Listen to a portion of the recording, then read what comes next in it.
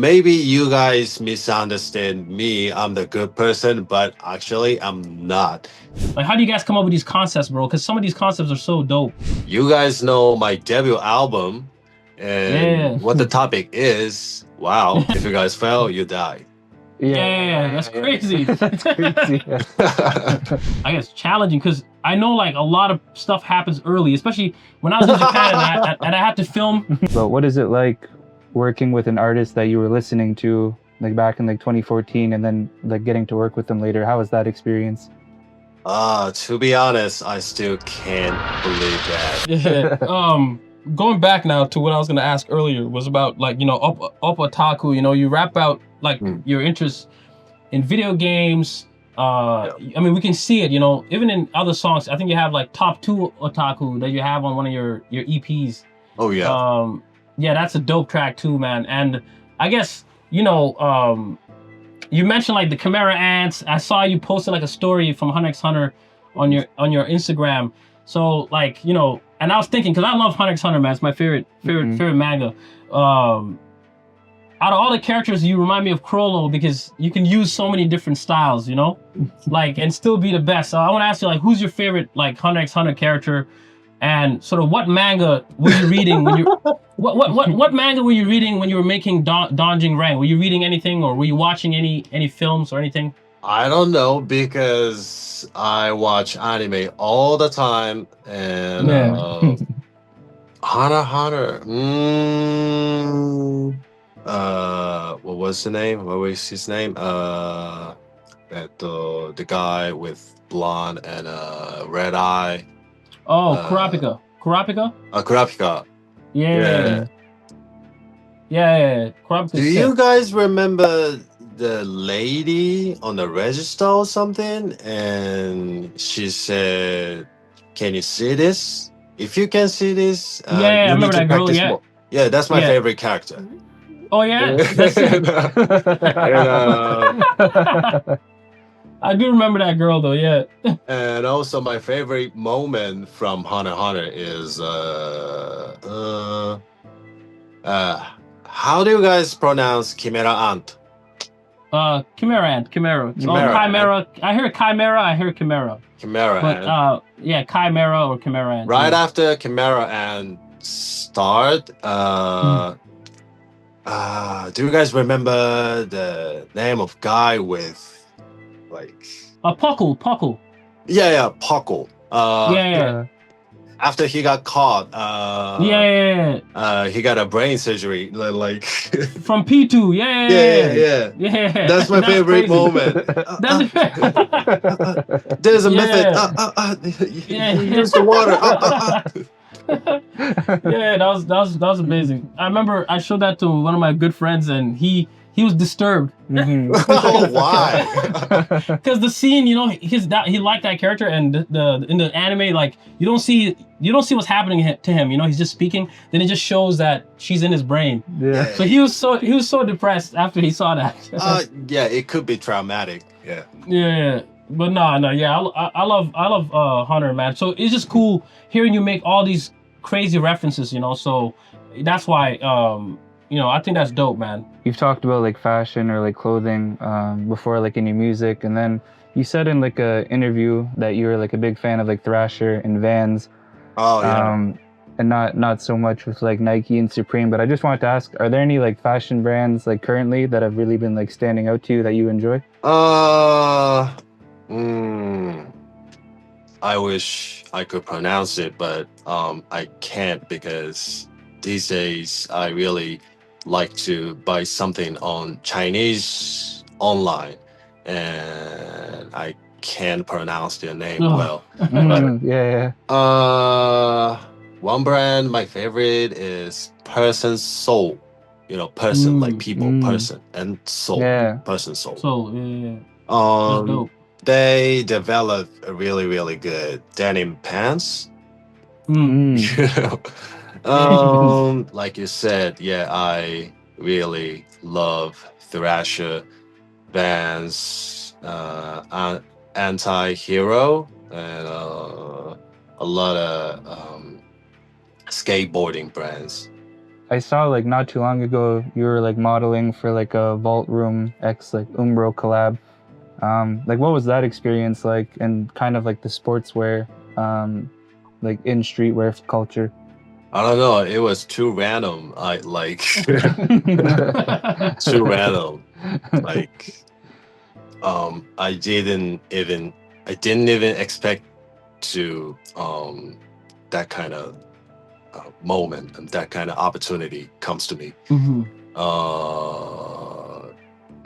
But the shooting was cool. The cameraman is well skilled, and the manager is really good guy, and the makeup artist he is really good guy too, and that was so smooth, like an hour and a half, I guess. That was too quick. Yeah. And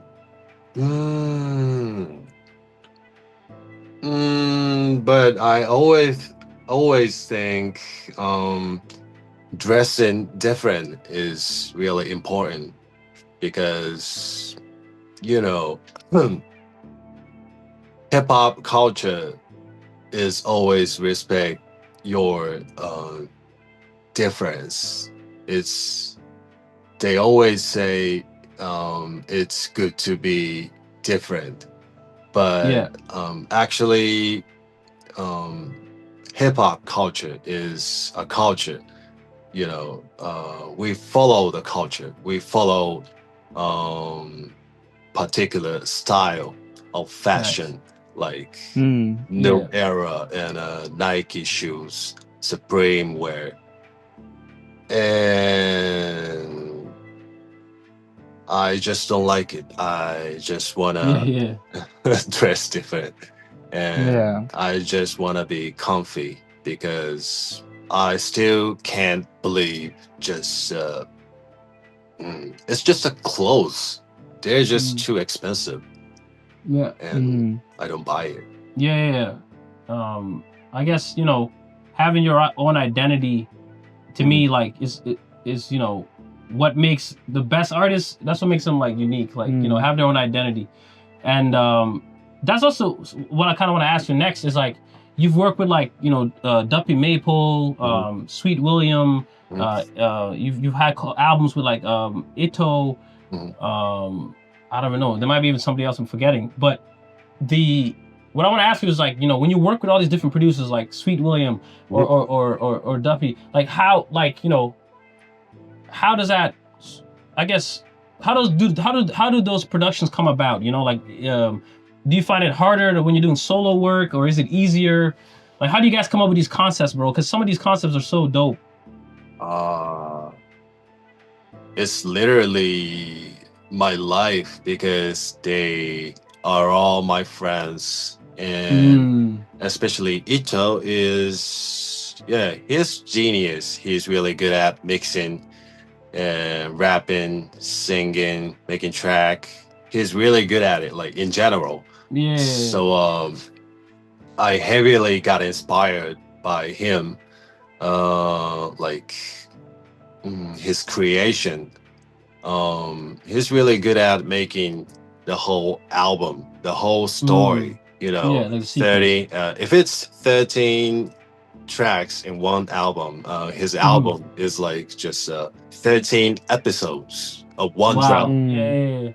That's how he make album, and I like it. And after we start hanging out with each other, I asked him, like, I want to make something with you, like your style. And I think that was the start. The other producers like Sweet William, W Maple, W Maple, he lives far away, so mainly we talk and we sending files on internet. And that's the difference, I guess. We don't meet up like in person as much. So right. So that is why our creation is kind of spacey. and That makes sense. yeah, makes you reminds of some kind of cyberpunk vibe. And Sweet William, I remember I spent a few days on Sweet William's apartment, like in the midnight. We look at the same display. Yeah. Like, Yeah. all the producers is my friend, and it's literally about my life. And It's like your life and your, I guess, your experiences basically. Yeah, it's Yeah. your life and experience. Yeah. And it makes sense, man. And but I just want to say before you ask the next question, like Eternal Timer, bro, that's a classic, bro. That sounds so amazing, man. Like you guys did a good job on that. And it sounds like nothing that I've heard from like when it came out, 2017. In terms of like I don't know what you would call it, a hip hop album, like it didn't sound like anything I was hearing anywhere in 2017. You know, so I really thought that was dope, bro. yeah, what I make in these days sounds really serious, but Eternal Timer sounds really fun, you know? Fun, So yeah. that's it. Yeah. Yeah, I feel that. Yeah, and that's what I mean. Like I was not expecting that, you know, like that surprised me because right before that you had like the Hayai. Yeah. And it's like fast-paced EDM and everything, and then the next album, it's like Eternal Timer. You know, it's so different, and that's what makes it exciting listening to your albums, bro. Like it's like a journey, and I guess each one is like an episode in your life. So, but that's what makes it amazing. You know, like I said, it's kind of surprising because you guys live in Canada, and you guys know my debut album and what the topic is. Wow. And right after I released the album, like 13 years ago, I didn't even imagine this kind of situation. And I was just messing around with my friends and had no idea what I'm gonna do. And right now I'm kind of shocked because I was just expressing my life journey for a long time, and now it is spreading around the world. Yeah, man, like Chicken on Self Ghost, bro. That's another amazing one. Yeah, I love that one, bro. I love amazing, that, bro. Like, it's too sick, bro. Like I can see, I like your creative vision. Yeah, for sure. And like I really like La Blanca. That's like one of my favorite albums from you. Thank you. And on the track Opium, it's you and featuring Jindog on the track. But then you also did like Mogura, which is like the Abema TV. Here it's on Netflix. And so what was it like? And I know there's other rappers and artists on Mogura as well, but what is it like working with them as like an actor? Like instead of musically, you're working as an actor. What was that experience like working with them? The only thing I remember is the filming was so tough because I'm a nocturnal guy, so I wake up like 2 p.m. So to me, it was really, really hard to wake up on 5 a.m. and damn, that's crazy early. Ride on a bus and 2-hour trip to rural area and start filming at 8 a.m. or 9 a.m. and continue to, I don't know, 8 p.m., 9 p.m. An hour filming, an hour, I don't know, lunchtime break, filming, 5 a.m. to 9 p.m. Yeah, it makes you crazy, you know. Yeah, Yeah, for sure. That's what I want to say. Yeah. I see. Acting Yeah. is not a simple job. It's not easy. I always wanted some role in, I don't know, drama, movie, but yeah, filming っていうか shooting is not Mhm. easy. Not easy. They're Yeah. too professional. Would you do more roles, like more acting roles, if you got the opportunity? Do I have to be honest, or do I have to be more open to future business opportunity? I don't want to do that. I don't want to do that. That was too tough. Too tough. Yeah. I broke my back. Oh, damn. I broke my back. Like Yeah. the on an episode 2, on a redhead hideout, I torture Red Eye. Yeah. You guys yeah. know Red Eye. His We know rapper. Red Eye, yeah. We tortured Red Eye, and that filming was so tough, so Yeah. tough. I still remember that. And how do I explain it? That was fourth floor. Yeah. And it wasn't computer graphic. It wasn't CG. Like, Damn. it's real fourth floor. Without bars and stuff. Yeah. Yeah. If you guys fell, you die. Yeah, that's crazy. That's crazy. No, did they give you guys like a harness or nothing? Like a safety harness? Yeah, we had a safety harness. Yeah. Yeah, that's so scary though. Like I That wouldn't was be able to do that. very Yeah. first time to wear a safety harness on the fourth floor, and it was so sketchy, so scary. Yeah. I still Mhm. remember. That's a cool experience though.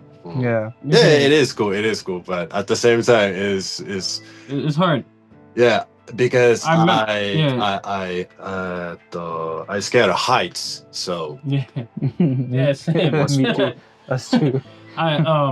But I guess being nocturnal in Japan must be like I guess challenging because I know like a lot of stuff happens early, especially when I was in Japan and I had to film a video with Take M from Umeda, and we had to film everything during the day because we wanted to get a shot in the daytime. But it gets dark fast, so if you don't wake up early, then you don't have time to do everything, you know. Yeah.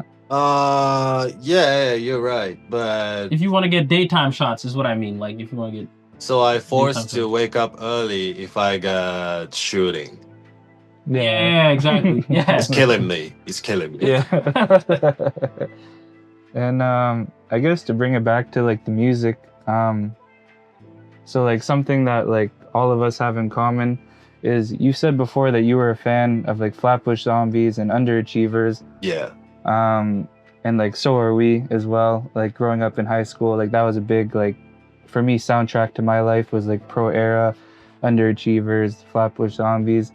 And like recently, of course, like there's a song Shinpin, which collaborates with you, Miyachi, and Leon and AK the Savior. And you also have the song Lord, which has AK on it as well. But what is it like working with an artist that you were listening to like back in like 2014 and then like getting to work with them later? How was that experience? To be honest, I still can't believe that because I didn't think our life path will cross. So first time I met him, it was 2019. One of my friends introduced me AK, and yeah, that was I still remember that moment, because like you guys, I heavily listen to Underachievers, Indigoism, and my rap style got inspired by him so much. So yeah, it's dope. yeah, like I said, I still can't believe this. Yeah. No, it's funny. I had like a like a similar moment because I was a big like Pro Era fan, especially.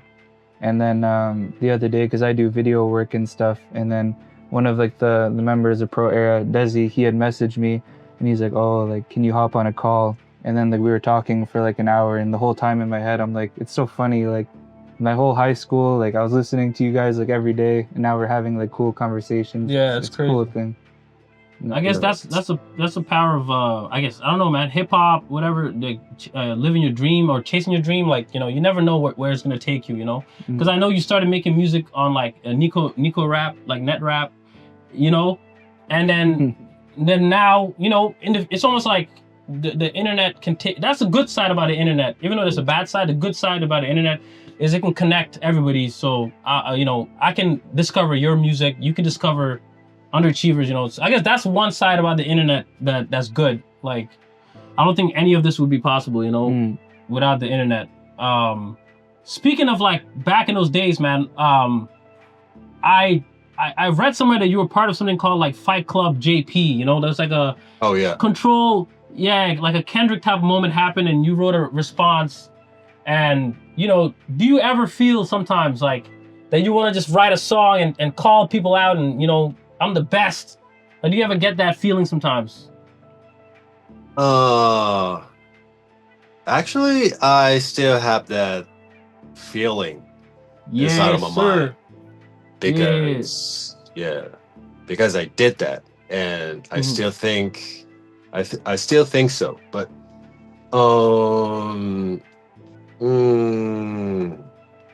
it's kind of hard. At the time, I remember I'm very stressed because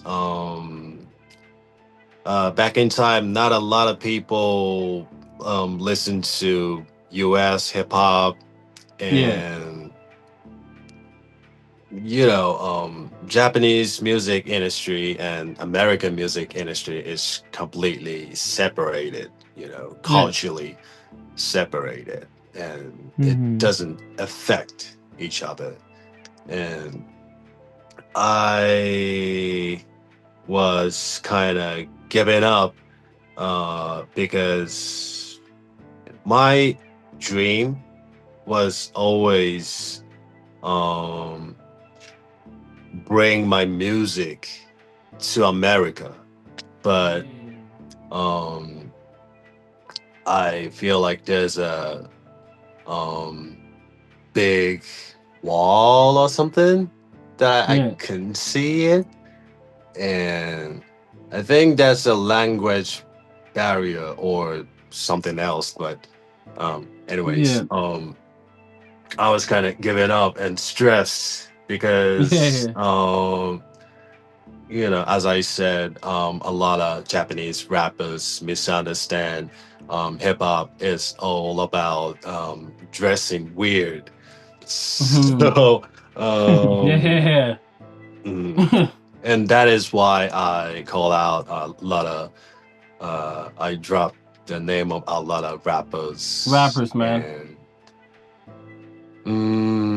But nowadays I'm not so much stressed because especially after I got married, I'm not so much stressed because the best person is always by your side. So I got someone to understand me 100%. Back in time 2014, I had nobody. Maybe that is why I released that track, because I wanted people to find me and listen discover to you. So ironically, that's the reason. I think you know, I think it's dope for me whenever I heard that those kind of tracks, because to me, you know, it really embodies, you know, sometimes it embodies the spirit of hip hop. Like you said, in Japan, not a lot of people want to name drop or kind of say certain things, because I get it too. It's a cultural difference, right? In America, they're always name dropping or beefing somebody, you know. Yeah. But yeah, you said you're a big fan of like East Coast. You like the East Coast side of I guess American rap more than the West. So what were your thoughts? I don't know if you were listening to like the Joey Badass versus like the TDE Daylight battle, which was amazing for me. But what was your thoughts on that? If you paid attention to that?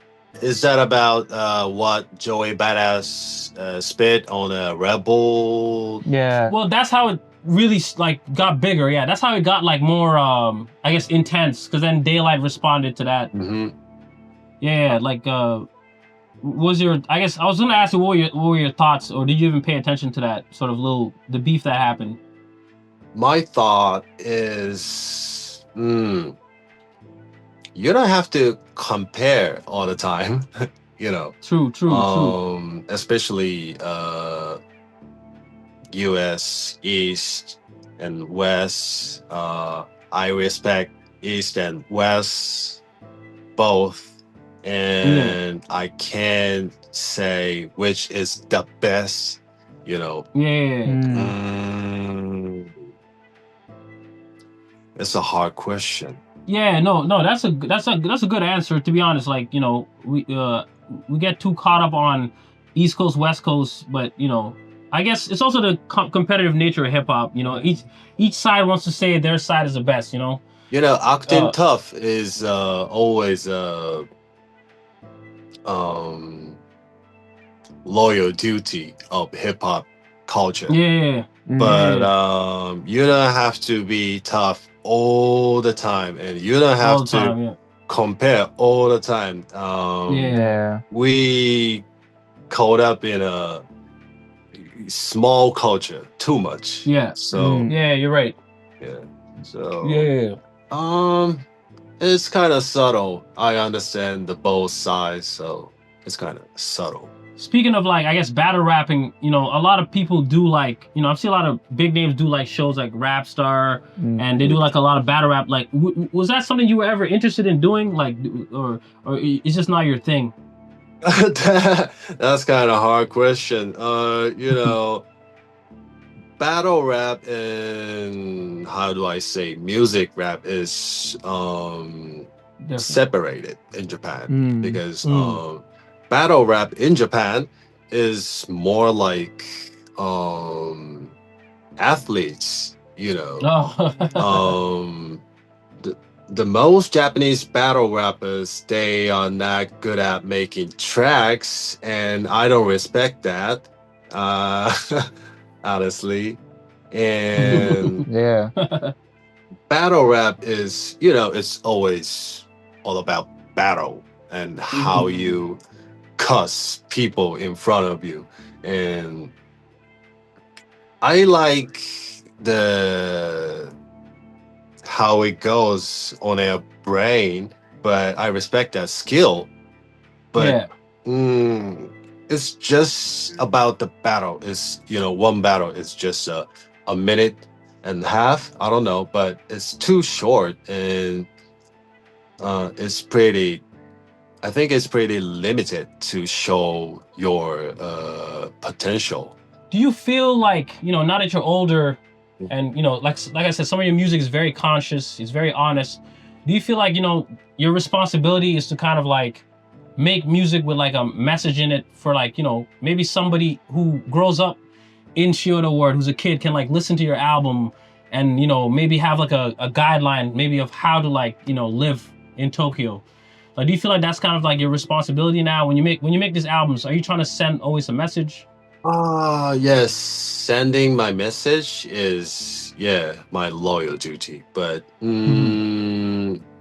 nowadays people is, you know, it's much easier to get lost, and people doesn't know what your goal is, what your what's the best to you. And after COVID, all the Japanese people is really stressed, and they don't know what to do. And I think that is why battle rap is trending because it's always fun to people cussing each other and with the microphone with the loudspeaker and Yeah. But I think that's not it. People have to take responsibility on your words. Like if you cuss people, like to me, it means like Yeah, like if you're But- cussing people out, it's almost like a sign of like self, like, to me, it's almost like a degraded lower form of expression. I wanna show people some way to express yourself correctly. Correct. Yeah. But maybe you guys misunderstand me. I'm the good person, but actually I'm not. Yeah. Why I don't like battle rap? In my opinion, if you don't like people, you take it to the grave. Like I don't know. Yeah. You have to do that till the end of the day, and the day of your life. Like how do I say? Yeah. That's my motivation, and that's how I think things. And Yeah. So You're not gonna just say it to say it. It's gonna be. Yeah. But I you guess. say I guess. you do it. Yeah, I guess it's like how Kendrick hates Drake. He's gonna hate him forever, Drake and Kendrick. Yeah. Like forever. Yeah, They you don't said like it, each you other do at it all. forever. That's my Yeah. mentality. So Yeah. So you wouldn't just say a name unless you wouldn't say anything unless it's what you really want to say. So Forever. that makes sense, bro. if I mention name, I do it forever. Yeah. So that's the problem of me, and that's the problem of my mentality. Yeah. And it's I always hard to adjust things. Yeah. But I guess that's also why I think you have like a lot of like conviction and strength in your music, like, and consistency. Like you haven't like sort of deviated from that course. It seems with sort of your messaging and your honesty, your consciousness in music, like it's a consistent thing from all your works. I even like how you were saying on Me Too and Self Ghost how you were writing and it was so complex, and then you wanted to make like I think it was tie-dye. You wanted to make it like a little less complex for people to be able to understand. But it's dope. It's dope for you to just even be honest, even admit something like that. Thank you. I appreciate that. Yeah, man. And one more question, I guess I want to ask you, and then I'll let Solaris finish it up. Is in North America, like one of the problems that we have is like a lot of rappers nowadays, they become famous because of the internet. Like they make one song on TikTok, something is viral, and then they start rapping, but they don't really understand like the history, the technical skills, like what it means to be an MC and things like that, And that's a really big problem for me. I was talking to like Tamayako, and he was saying that that's a problem for him too. But do you think that Japan has a similar problem, or is that just a North American thing? We also have that problem. It's all about short videos, TikTok. It's all about how you make trends. Yeah. But I think that's not it. Personally, I don't like these days internet marketing. It is too much, and too much rely on TikTok kind of short videos. To be honest, I think we don't have to make short songs too much, like a minute and a half or something. But marketing is really, really important to musicians' career. But at the same time, you have to find your true yourself. So, like your own lane. it is hard. We need to be balanced, between marketing and expressing. So yeah, it is hard. It is still hard. But yeah, anyways, we have same problem in Japan too. Yeah, okay, man. Yeah, because it is tough. Like, find that balance, I guess, between wanting to be relevant, but also not being trendy. You know what I'm saying? 'Cause that's the tough part. Right. I find for everybody. Mm-hmm. But in a way, you can make a buzz really instantly. Like Yeah. you gotta just wear fancy necklaces, bracelets, and wristwatch, and put some auto tune on your voice, and Yeah. yeah, Or you That's have to it. do something crazy, or you do something Yeah. crazy. Yeah, it's just a gimmick. It's a gimmick era, like where that's gimmick era. Yeah, 2025. Yeah. How to be famous. Yeah. Yeah, it's gimmicks, man, and I guess that's my fear, and that's what I wanted to ask about. So yeah, that's a good answer, and it's yeah, I just imagine if Japan, I never know if the same issues we have are happening overseas too, but I guess yeah, it is. So yeah, no, And like, I guess for me, like my last kind of question is, like you mentioned earlier, you said that you're going to drop an album, hopefully in November, I think is when you said you're looking to drop it. Do you have any big, like, whether it's like producer or artist, are there any like big collaborations that you're looking to do like in the future? It doesn't have to be a part of that album, just in general. Like, is there anyone you want to work with that you haven't yet that you really want to? In my previous album, I tried to approach drill music and catch up the global trends. But on my next album, I featured a lot of older rappers, older Yay. generations, like legends. Sick. And also I featured legendary producers. Sick, man. Can't wait. And it is gonna be about my sequel for LXVE. LXV, bro, that's gonna be crazy. Yeah. That's the information. Yeah, that's all I can say now.